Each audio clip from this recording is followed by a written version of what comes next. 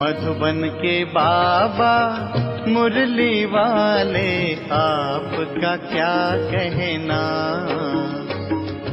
आपका क्या कहना। ओम शांति। 28 फरवरी 2024। बाबा के महावाक्य। मीठे बच्चे, भारतवासियों को सिद्ध कर बताओ कि शिव जयंती ही गीता जयंती है। गीता से फिर होती है श्री कृष्ण जयंती। प्रश्न: किसी भी धर्म की स्थापना का मुख्य आधार क्या है? धर्म स्थापक कौन सा कार्य नहीं करते जो बाप करते हैं? उत्तर: किसी भी धर्म की स्थापना के लिए पवित्रता का बल चाहिए। सभी धर्म पवित्रता के बल से स्थापन हुए, लेकिन कोई भी धर्म स्थापक किसी को पावन नहीं बनाते, क्योंकि जब धर्म स्थापन होते हैं तब माया का राज्य है। सबको पतित बनना ही है। पतितों को पावन बनाना यह बाप का ही काम है।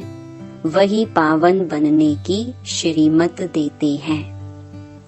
गीत: इस पाप की दुनिया से दूर कहीं ले चल। ओम शांति। अब बच्चों ने समझ लिया है कि पाप की दुनिया किसको और पुण्य की दुनिया अथवा पावन दुनिया किसको कहा जाता है। वास्तव में पाप की दुनिया यह भारत ही है, और भारत ही फिर पुण्य की दुनिया स्वर्ग बनता है। भारत ही बहिष्ट था, भारत ही दोजक बना है, क्योंकि काम चिता पर जलते रहते हैं। वहाँ काम चिता पर कोई जलता नहीं, वहाँ काम चिता है ही नहीं। ऐसे भी नहीं कहेंगे कि सतयुग में काम चिता है। यह समझने की बातें है ना।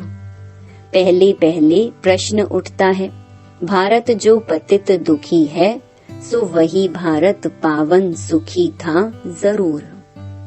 कहते भी हैं आदि सनातन हिंदू धर्म था।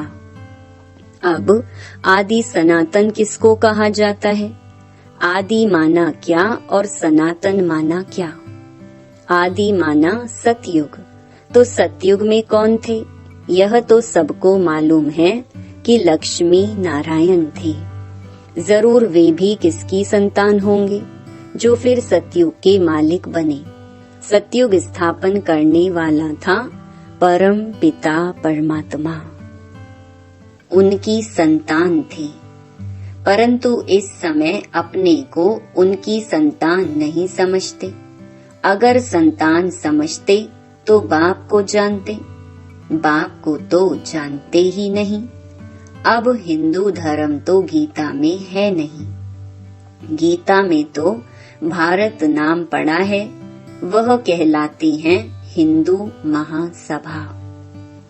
अब श्रीमद् भगवत गीता है सर्वशास्त्रमयी शिरोमणि। गीता जयंती भी मनाई जाती है, शिव जयंती भी मनाई जाती है। अब शिव जयंती कब हुई है यह भी मालूम होना चाहिए। फिर है श्री कृष्ण जयंती। अभी तुम बच्चे जान चुके हो कि शिव जयंती के बाद है गीता जयंती। गीता जयंती के बाद है श्री कृष्ण जयंती। गीता जयंती से ही देवी देवता धर्म की स्थापना होती है। फिर गीता जयंती के साथ महाभारत का भी कनेक्शन है। उसमें फिर आती है युद्ध की बात। दिखाते हैं युद्ध के मैदान में 3 सेनाएं थी, यादव, कौरव और पांडव दिखाते हैं। यादव मूसल निकालते हैं, वहाँ शराब पिया और मूसल निकाले। तुम जानते हो अभी बरोबर मूसल भी निकल रही हैं। वह भी अपने कुल का विनाश करने एक दूसरे को धमकी दे रहे हैं। सब क्रिश्चियन लोग हैं। वही यूरोपवासी यादव ठहरे। तो एक है उन्हों की सभा, उनका विनाश हुआ, आपस में लड़ मरे। उसमें सारा यूरोप आ गया, उसमें इस्लामी, बौद्धि, क्रिश्चियन सब आ जाते हैं। यहाँ फिर हैं कौरव और पांडव। कौरव भी विनाश को प्राप्त हुए और विजय पांडवों की हुई। अब प्रश्न उठता है, गीता का भगवान कौन? जिसने सहज योग और सहज ज्ञान सिखलाकर राजाओं का राजा बनाया अथवा पावन दुनिया स्थापन की। क्या श्री कृष्ण आया? कौरव तो कलयुग में थे। कौरव पांडवों के समय श्री कृष्ण कैसे आ सकता?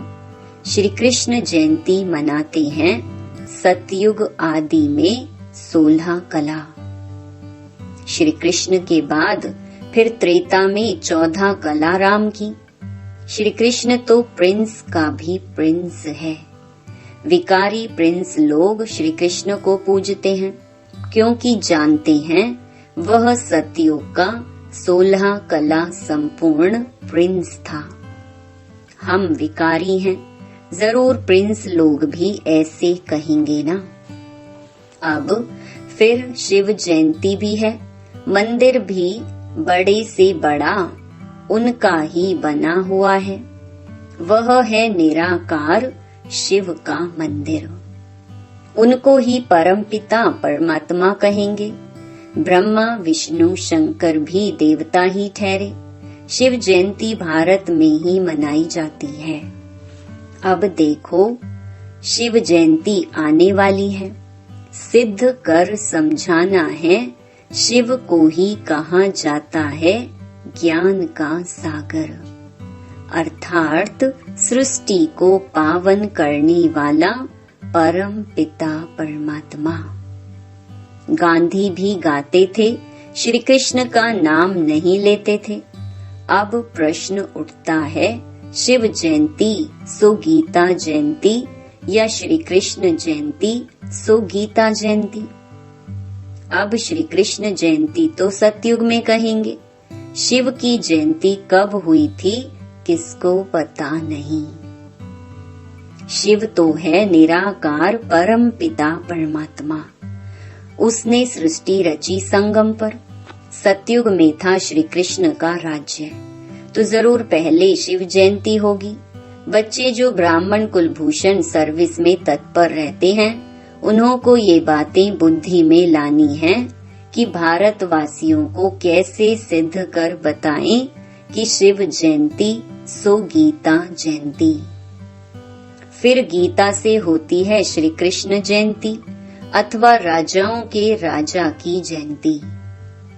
श्री कृष्ण है पावन दुनिया का राजा। वहाँ तो है राजाई। वहाँ श्री कृष्ण ने जन्म लेकर गीता तो गाई नहीं, और सतयुग में महाभारत लड़ाई आदि तो हो नहीं सकती। वह जरूर संगम पर हुई होगी। तुम बच्चों को अच्छी तरह इन बातों पर समझाना है।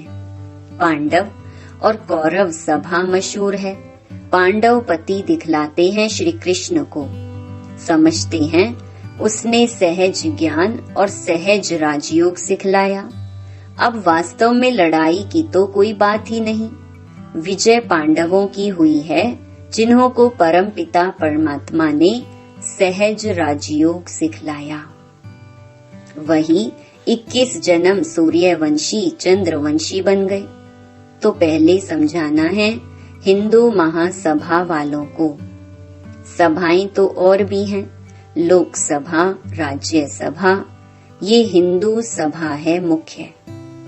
जैसे 3 सेनाएं गाई हुई हैं, यादव, कौरव और पांडव, और यह हुए भी संगम पर। अभी सतयुग की स्थापना हो रही है। श्री कृष्ण के जन्म की तैयारी हो रही है। गीता जरूर संगम पर ही गाई है। अब संगम पर किसको लाएं? श्री कृष्ण तो आ ना सके। उनको क्या पड़ी है जो पावन दुनिया छोड़ पतित दुनिया में आए, और श्री कृष्ण तो है भी नहीं। तुम जानते हो अब वह 84वें जन्म में है। कई लोग फिर समझते हैं श्री कृष्ण हाजिरा हजूर है, सर्वव्यापी है। श्री कृष्ण के भक्त कहेंगे यह सब कृष्ण ही कृष्ण है। श्री कृष्ण ने यह सब रूप धरे हैं। राधे पंथी होंगे वह फिर कहेंगे राधे ही राधे। हम भी राधे तुम भी राधे। अनेक मतें निकल पड़ी हैं। कोई कहे ईश्वर सर्वव्यापी, कोई कहे श्री कृष्ण सर्वव्यापी, कोई कहे राधे सर्वव्यापी। अब बाप तुम बच्चों को समझाते हैं, वह बाप वर्ल्ड ऑलमाइटी अथॉरिटी है। तो अब तुम बच्चों को भी अथॉरिटी दे रहे हैं कि कैसे इन सबको समझाएं। हिंदू महासभा वालों को समझाओ, वह इन बातों को समझ सकेंगे। वह अपने को रिलीजियस माइंडेड मानते हैं। गवर्नमेंट तो कोई धर्म को मानती नहीं, वह खुद ही मूंझ गए हैं। शिव परमात्मा है निराकार ज्ञान सागर, और कोई को ज्ञान का सागर कह नहीं सकते। वह जब सम्मुख आकर ज्ञान दे तब राजाई स्थापन हो, फिर तो बस राजाई स्थापन हो गई। फिर सम्मुख तब आए जब राजाई गवाओ। तो तुमको सिद्ध करना है शिव परमात्मा है निराकार ज्ञान सागर। शिव जयंती सो गीता जयंती, इस पर नाटक बनाने हैं जो मनुष्यों की बुद्धि से श्री कृष्ण की बात निकल जाए। निराकार शिव परमात्मा को ही पतित पावन कहा जाता है। शास्त्र आदि जो भी बने हैं वह सब मनुष्य मत पर मनुष्यों ने बनाए हैं। बाबा का शास्त्र तो कोई है नहीं। बाप कहते हैं मैं सम्मुख आकर तुम बच्चों को बैगर टू प्रिंस बनाता हूँ और फिर मैं चला जाता हूँ। यह नॉलेज मैं ही सम्मुख सुना सकता हूँ। वह गीता सुनाने वाले भल गीता सुनाते हैं, परंतु वहाँ भगवान सम्मुख तो है नहीं। कहते हैं गीता का भगवान सम्मुख था जो स्वर्ग बनाकर चला गया। तो क्या वह गीता सुनने से कोई मनुष्य स्वर्गवासी हो सकता है? मरने समय भी मनुष्यों को गीता सुनाते हैं और कोई शास्त्र नहीं सुनाते हैं। समझते हैं गीता से स्वर्ग की स्थापना हुई है, इसीलिए गीता ही सुनाते हैं। तो वह गीता एक होनी चाहिए ना। दूसरे धर्म सब पीछे आए हैं और कोई कह नहीं सकते तुम स्वर्गवासी बनेंगे। फिर मनुष्यों को पिलाते भी गंगा जल हैं, जमुना जल नहीं पिलाते, गंगा जल का ही महत्व है।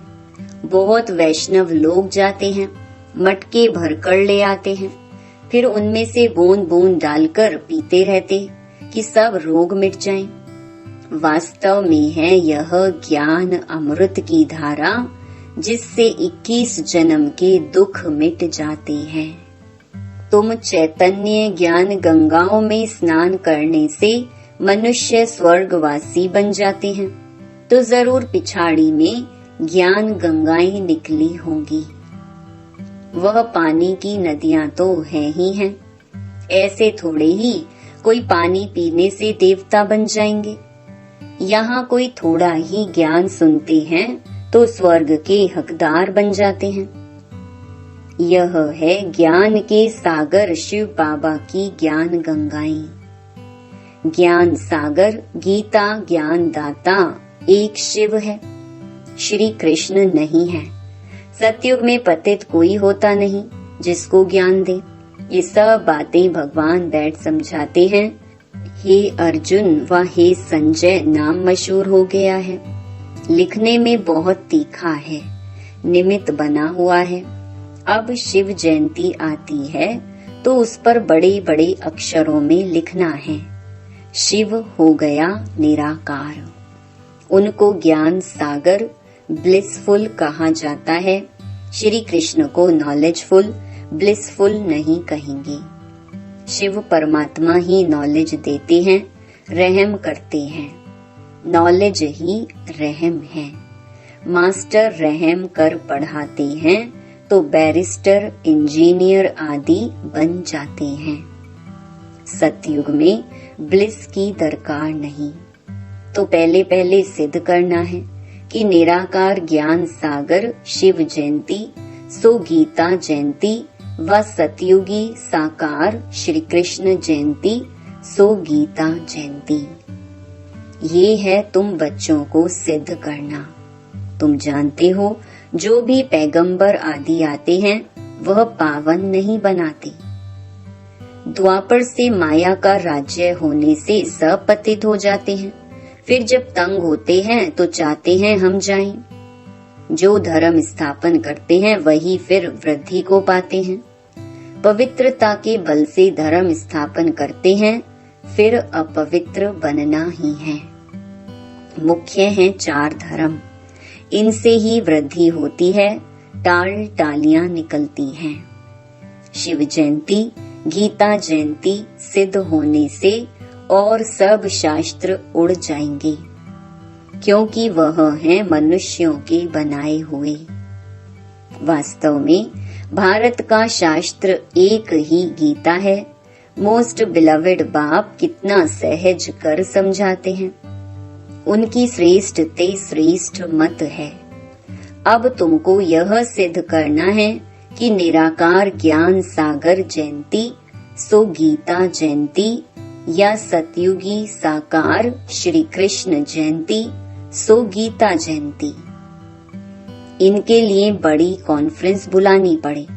ये बात सिद्ध हो जाए तो फिर सब पंडित तुमसे आकर यह लक्ष्य लेंगे। शिव जयंती पर कुछ तो करना है ना। हिंदू महासभा वालों को समझाओ, उनकी बड़ी संस्था है। सतयुग में है आदि सनातन देवी देवता धर्म। बाकी सभा आदि कोई नहीं, सभाएं हैं संगम पर। पहले पहले तो सिद्ध करना है कि वास्तव में आदि सनातन सभा है या ब्राह्मणों की, पांडवों की। पांडवों ने ही विजय पाई जो फिर स्वर्गवासी हुए। अब तो कोई आदि सनातन देवी देवताओं की सभा कह न सके। देवताओं की सभा नहीं कहेंगे, वह है सॉवरेंटी। कल्प के संगम पर यह सभाएं थी। उनमें एक थी पांडव सभा, जिसको आदि सनातन ब्राह्मणों की सभा कहेंगे। यह कोई नहीं जानते। श्री कृष्ण के नाम से ब्राह्मण है नहीं। ब्राह्मणों की चोटी ब्रह्मा के नाम से है। ब्रह्मा के नाम से तुम ब्राह्मण सभा कहेंगे। ये बातें समझाने वाला भी बुद्धिमान चाहिए। इसमें ज्ञान की पराकाष्ठा चाहिए। निराकार शिव ही गीता ज्ञानदाता, दिव्य चक्षु विधाता है। यह सब धारण कर फिर कॉन्फ्रेंस बुलाते हैं। जो समझते हैं हम सिद्ध कर बता सकेंगे, उनको आपस में मिलना चाहिए। लड़ाई के मैदान में मेजर्स, कमांडर्स आदि की सभा होती है। यहाँ कमांडर महारथी को कहा जाता है। बाबा क्रिएटर डायरेक्टर है। स्वर्ग की रचना करते हैं, फिर डायरेक्शन देते हैं, महासभा बनाओ, फिर इस बात को उठाओ। गीता का भगवान सिद्ध होने से फिर सब समझेंगे कि उनसे योग लगाना चाहिए। बाबा कहते हैं, मैं गाइड बनकर आया हूँ, तुम उड़ने लायक तो बनो। माया ने पंख तोड़ डाले हैं। योग लगाने से तुम्हारी आत्मा पवित्र हो जाएगी और उड़ेंगे। अच्छा, मीठे मीठे सिकिलधे बच्चों प्रति माता पिता बाप दादा का याद प्यार और गुड मॉर्निंग। रूहानी बाप की रूहानी बच्चों को नमस्ते। धारणा के लिए मुख्य सार। पहला, ज्ञान अमृत धारा से सबको निरोगी व स्वर्गवासी बनाने की सेवा करनी है। मनुष्यों को देवता बनाना है, बाप समान मास्टर रहमदिल बनना है। दूसरा, ज्ञान की पराकाष्ठा से बुद्धिवान बन शिव जयंती पर सिद्ध करना है कि शिव जयंती ही गीता जयंती है। गीता ज्ञान से ही श्री कृष्ण का जन्म होता है। वरदान, दिनचर्या के हर कर्म में यथार्थ और युक्ति युक्त चलने वाले पूज्य पवित्र आत्मा भव।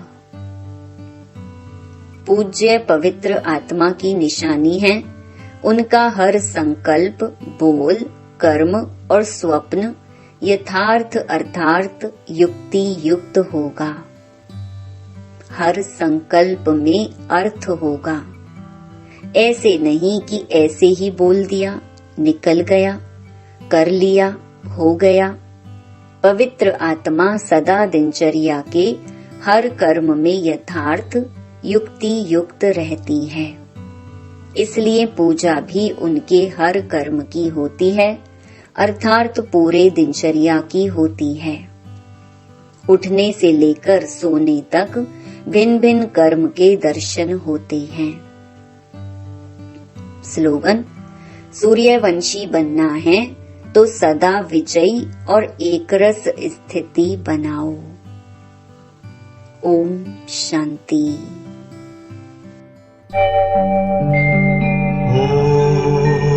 ओम शांति।